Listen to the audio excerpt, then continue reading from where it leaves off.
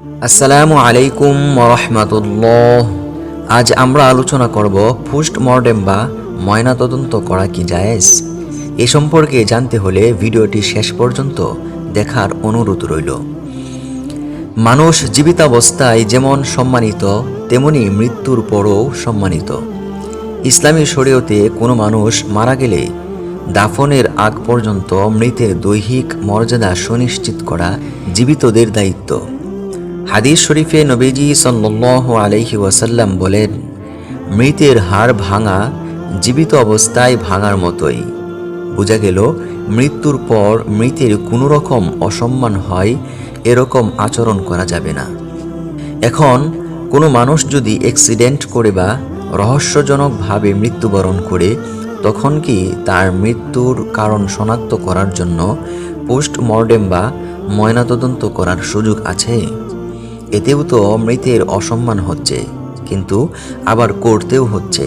তাহলে আমাদের এখন কি কর্তব্য?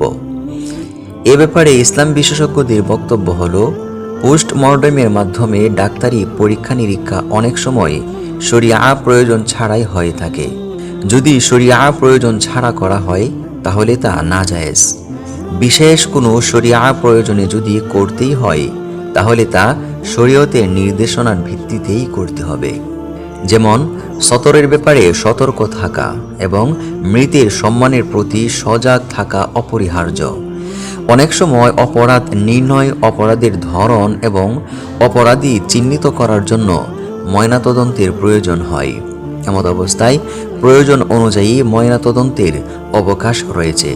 কিন্তু যেখানে মৃত্যুর কারণ সুস্পষ্ট বা অপরাধী নিজ অপরাধ স্বীকার করে অথবা মৃতের অভিভাবক ময়নাতদন্ত করাতে অস্বীকার করে এবং তারা হত্যা বিষয়ে সন্দেহকারী না হয়, তবে ময়নাতদন্ত করা যাবে না।